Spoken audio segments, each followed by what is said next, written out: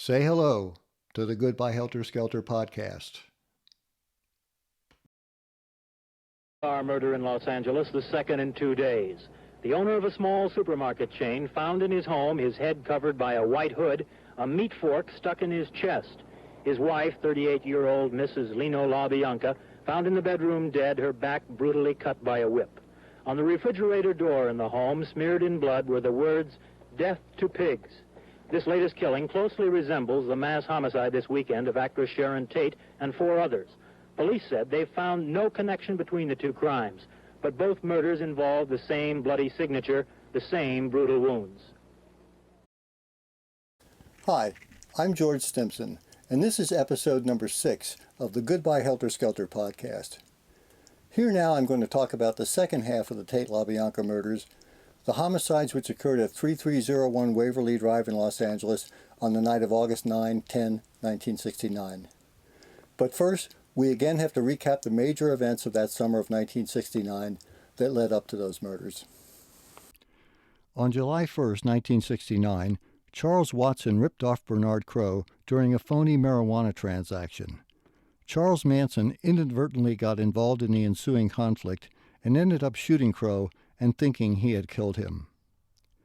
On July 4th, Linda Kasabian arrived at Spahn's movie ranch, and the next day, at the suggestion of Charles Watson, stole $5,000 from a friend. When the friend showed up at Spahn's ranch demanding his money back, Charles Manson defused the situation. On July 25th, Bobby Beausoleil went to Gary Hinman's residence to get a refund on a mescaline deal.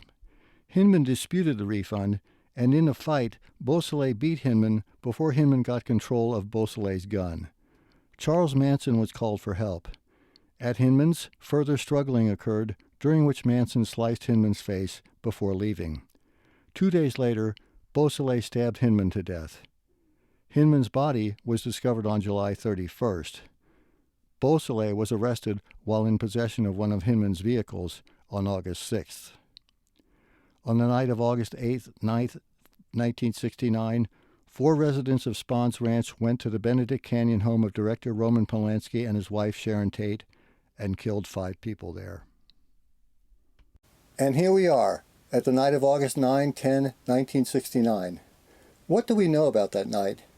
We know that it was a very complicated evening. By all accounts, we do know that after dark on the night of the 9th, Charles Manson drove a car away from Spahn's ranch. With him were Charles Watson, Linda Kasabian, Susan Atkins, Patricia Krenwinkel, Leslie Van Houten, and Steve Groken, who was another resident of the ranch. This group then drove around for several hours over a wide area of greater Los Angeles.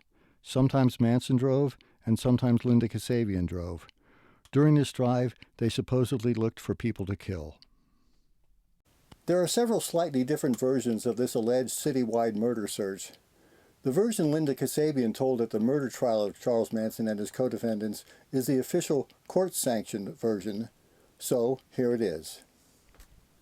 At the trial, Linda Kasabian testified that after the group left Spahn's ranch, it drove around greater Los Angeles, she knew not where, before eventually settling into the Pasadena area where, she said, Charles Manson got out of the car to scout out a possible murder house, but returned soon after, saying he had looked inside a window and seen pictures of children and didn't want to do it. Then she said she stopped in front of another house, but Manson decided that the houses were too close together to commit likely noisy murders. She said that they stopped at a church, but Manson was unable to gain access to kill the priest or minister inside. Then the group left Pasadena and drove around the city some more, eventually ending up at the ocean end of Sunset Boulevard and heading back inland. It was on this portion of the drive that Manson allegedly attempted to murder the driver of a sports car stopped next to them at a red light by shooting him with a pistol. But the driver drove off before Manson could get out of the car and get off a shot. With this alleged attempt to shoot a driver at an intersection on Sunset Boulevard on a Saturday night, Manson's previous aversion to committing attention-attracting murders, that is to say, at the houses too close together, had apparently receded. But aside from that seeming oddity, there are problems with Kasabian's other remembered incidents as well. In her drive around the city with Vincent Bugliosi while preparing for the trial, she identified the church and the house deemed too close to the neighbors. But in both instances, she could have pointed at any structure matching her vague description and said that it was the place. So, such identifications prove nothing, and they certainly do nothing to corroborate what she claimed happened. As for the house with pictures of children, Kasabian couldn't locate it. And that was fortunate for the state's case, because if she had identified a house as such and it turned out that the house never had any pictures of children visible from outside, it would have impeached her entire testimony. In other words, she was conveniently unable to point out the only house where her assertion could be proven or disproven. Of all of these supposed murder attempts, only one is actually corroborated with other evidence, and that is the stop at the house with the pictures of children, which is mentioned by Susan Atkins in her grand jury testimony of December 6, 1969. The other alleged attempts are only corroborated by the word of Linda Kasabian. And I consider the corroborations of these incidents in Charles Watson's and Susan Atkins' memoirs, as well as recollections by Leslie Van Houten at her parole hearings, given the variation in number and order of potential victim encounters, to be after the fact and after the trials and convictions, embellishments added to their narratives to curry favor with the powers that be by confirming Kasabian's and by extension the prosecution's version of events. The recollections of Charles Watson in his book are almost certainly embellishments, for at his own trial for murder he mentioned nothing of the murder attempts. I once asked Charles Manson about this pre-Waverly drive-around, and he replied that he didn't think they had enough time to do all the driving the prosecution said they did before arriving at Waverly Drive. But I concluded that, contrary to that, they did. Sunset on August 9, 1969 was at 7:46 p.m. The car left Smon's Ranch after dark, which could have been any time after about 8:30. Even if the car left 2 hours after that, that would still leave over 3 hours for a drive around the city before arriving on Waverly Drive. That's just my opinion. As this latter part of these citywide ramblings were allegedly happening, Leno and Rosemary LaBianca were settling into their house at 3301 Waverly Drive after a day-long excursion to Lake Isabella, about 150 miles north of Los Angeles, to retrieve a motorboat. Based on an encounter with a newspaper vendor at about 1:30, it is estimated that the couple arrived home before 2 a.m. Rosemary got dressed for bed and retired, while Leno changed into his pajamas and began reading the Sunday paper he had just purchased. Outside, the car bearing the people from Spon's Ranch pulled over to the curb and parked. Exactly where they parked is not clear. In police photos and courtroom testimony, the location of the car was across the street from the driveway leading up to 3267 Waverly. By the time Helter Skelter was published, it had moved across the street and more in front of 3301.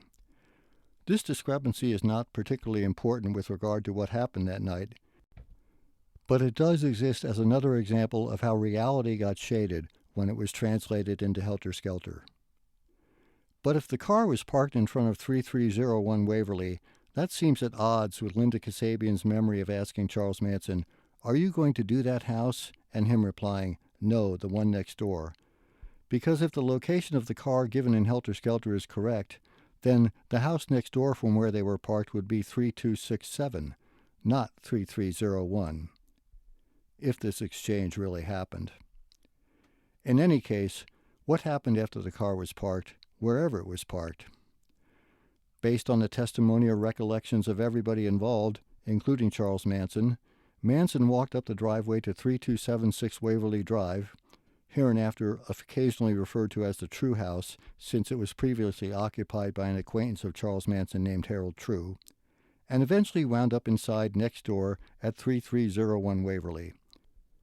He left soon after his entry, but was followed inside by Charles Watson, Patricia Krenwinkel, and Leslie Van Houten, who then proceeded to murder the LaBiancas and leave the bloody writing "Death to Pigs," "Rise," and "Helter Skelter" on the walls and refrigerator door inside the residence. But what transpired between the time that the car arrived and the people entered the house intent on murder? Linda Kasabian was the star witness for the prosecution during the murder trials. She was offered total immunity for 7 counts of first-degree murder and 1 count of conspiracy to commit murder in exchange for testifying truthfully against Manson and his co-defendants. I think it's reasonable to wonder if a person in such a situation might be especially agreeable to telling truths that a prosecutor wanted to hear. Here is Linda Kasabian's version of what happened after the car arrived at Waverly Drive. She said that Charles Manson walked up the driveway to 3267 Waverly, and about 10 minutes later he returned to the car and told Charles Watson, Patricia Krenwinkel, and Leslie Van Houten that he had a couple tied up inside the house next door to 3267, the LaBiancas at 3301, and that he had reassured them that they would not be harmed. He told Watson, Krenwinkel, and Van Houten not to cause panic in the couple. She did not hear Manson order the couple to be killed. She believed she heard him say, "Don't let them know you are going to kill them." She said that Manson then gave her a woman's wallet, and the group in the car drove off. Susan Atkins, in Child of Satan, Child of God, has a similar recollection as Kasabian, including Manson's admonition not to let the people know they were about to be killed. She said basically the same thing at her grand jury testimony, but in that case she admitted that she was stoned, sleepy, and dreaming during much of the ride that night. Charles Watson recalled at his own murder trial that Manson tied the people in the house up, but later, in his book, he admitted that much of his testimony at his trial was untrue and that he was just trying to corroborate what other witnesses had said at the earlier trials of Manson and his co-defendants. The reality, Watson said in his book, was that he tied the LaBiancas up, not Manson. This is particularly interesting, since Watson was the only person who was actually inside the house with Manson. Watson's claim that he tied up the LaBiancas is likely true, as he would have no reason to say otherwise. In fact, he would have a greater motivation to say that Manson tied the victims up because it would minimize his own culpability for the crime. Patricia Krenwinkel and Leslie Van Houten are not sure about exactly what happened that night.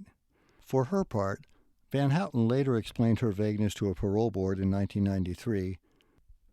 "Parts of the crime are very clear to me that will never leave me. Other parts, I'm not trying to be evasive. They just aren't that clear." As to what she recalled of the drive around town before arriving at Waverly, she said, "Most of the time I was sleeping. I'm not clear on some of the things until I go into the house." Did Charles Manson say that he was going to show them how to do it right that night? I'm not sure if I heard that personally or if I've overheard it and read it myself. These days there's lots of speculation on why this house, why that, and I'm trying not to confuse my memory with those things. In a 1989 interview, she said, "I don't remember if he said this in front of me or if I heard it later or something, but he said to Tex to make sure everybody did something." In 1993, when responding to a parole board member's question about Manson's control over everyone around him, Patricia Krenwinkel admitted, "And on that, not everything was always clear and absolutely defined, and especially throughout the years, because so much has been said by so many. Sometimes I'm not sure who said what and what really happened, because there are so many accounts from everyone. I don't have absolute recall of 25 years ago." At recent parole hearings, the individuals involved in the murders we are discussing here have declined to discuss the details of their crimes, which is smart. For his part, Charles Manson told me that he went up the driveway to Harold True's house, then cut over to the LaBiancas when he saw a light on inside. In the house, he met Leno LaBianca and had a brief conversation with him before leaving, just as Tex Watson was entering the house behind him. After Manson left, Patricia Krenwinkel and Leslie Van Houten came into the house. How long was Manson away from the car? According to Linda Kasabian, he was gone just enough for her to smoke 3/4 of a Pall Mall cigarette, which would be less than 10 minutes. Charles Watson gives a detailed account of Manson's supposed activity inside the LaBianca residence. But it was not possible for Manson to accomplish all that Watson claims he did and return to the car that quickly. 3/4 of a cigarette does give Manson time to do what he claimed, however, which was investigate the former True residence for activity. And as this aerial photo taken shortly after the crime shows, the True residence was much more than just a house. There were large additions behind the house that provided many options for inquisitiveness. Then Manson went over to the LaBianca house. He had a brief conversation with Leno LaBianca and returned to the car. With regard to his presence and sudden exit from the LaBianca residence, Manson explained to Ron Reagan Jr., "We all have Jesus within us." Did Tex Watson have Jesus within him while he was sticking a knife and a fork into Nino LaBianca? Tex didn't have any choice. Tex was trapped in his mother's mind. He had to do what he did. He was a slave to his upbringing? He was a slave to society. He had to do what he had to do because that's what he was thrown into by the world he lived in. And like any convict will tell you, I walk the line. I keep a close watch on this heart of mine. I walk the line. I walked with Tex. But when Tex took out his knife and he went out for so-and-so, I said, "Excuse me, I got to go to the canteen and get myself an ice cream."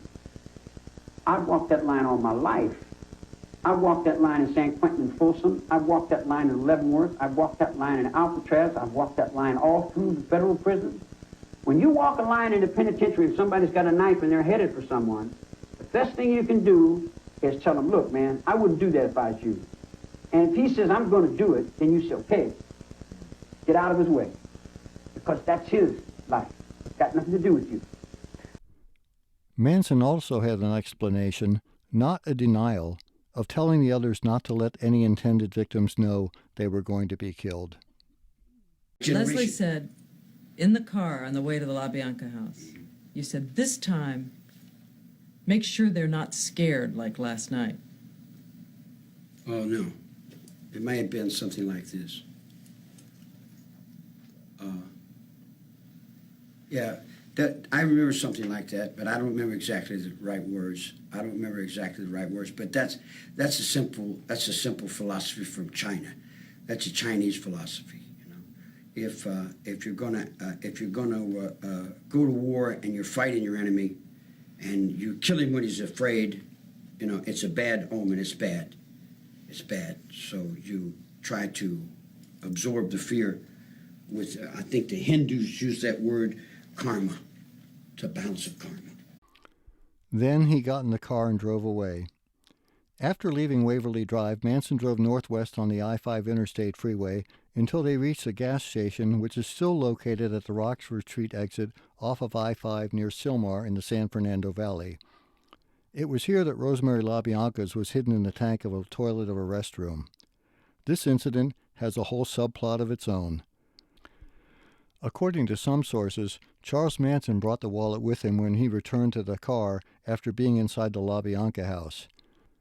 But the wallet could also have been passed to Linda Kasabian by Charles Watson when he too returned to the car before entering the house for the last time. The prosecution contended that Manson had Kasabian hide the wallet in a predominantly black neighborhood so a black person would find it, use the credit cards therein, and be arrested for the murders. Manson told me that he told Kasabian to get rid of the wallet simply because it was hot. In any case, the gas station was not located in a predominantly black neighborhood and is not really in a neighborhood at all, instead being literally adjacent to the Interstate 5 freeway. After the gas station, the carload, now carrying Manson, Kasabian, Susan Atkins, and Steve Grogan, drove to Venice, where Manson and Kasabian walked on the beach and the two had an encounter with two LAPD officers in a patrol car. These police officers, who would have corroborated Linda Kasabian's description of their encounter, could never be located.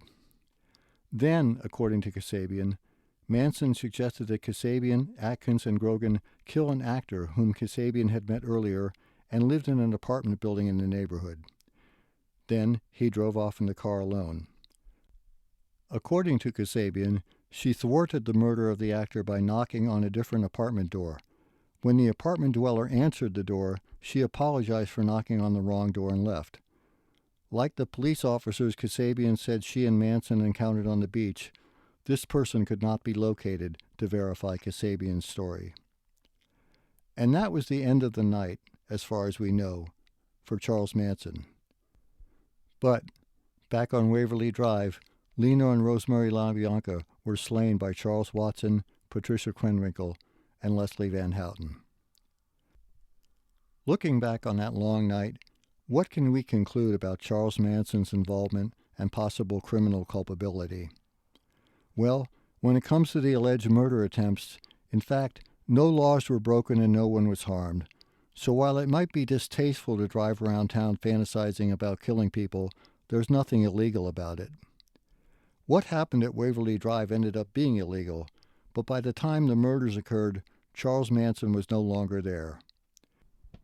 And while it might seem that by his presence in the house and by making suggestions as to the behavior of others, he would at least have to be guilty of conspiracy to commit murder, this might not necessarily be the case. In a future episode of this podcast, I will examine all of the criminal and violent events of the summer of 1969 in which Charles Manson had some involvement, and analyze that involvement in the context of California law to see if, in Manson's case, it rose to the level of criminal culpability. But before I get to that, there is still one more murder to talk about, namely that of Donald Jerome Shorty Shea. That murder will be the subject of the next episode of the Goodbye Helter Skelter podcast. This has been the Goodbye Helter Skelter podcast, the podcast dedicated to the truth about the Tate LaBianca murders, Charles Manson, and more. The views expressed on this program are solely those of the individual speakers, and they do not necessarily represent the thoughts, ideas, or opinions of any other persons, either living or dead. Visit our companion website at www.goodbyehelterskelter.com. There you can find more information about this podcast. Also, check out the Goodbye Helter Skelter Facebook page for information on upcoming programs. And let us know what you think by way of contact@goodbyehelterskelter.com. We will address any comments, questions, or concerns on future installments of the Goodbye Helter Skelter podcast.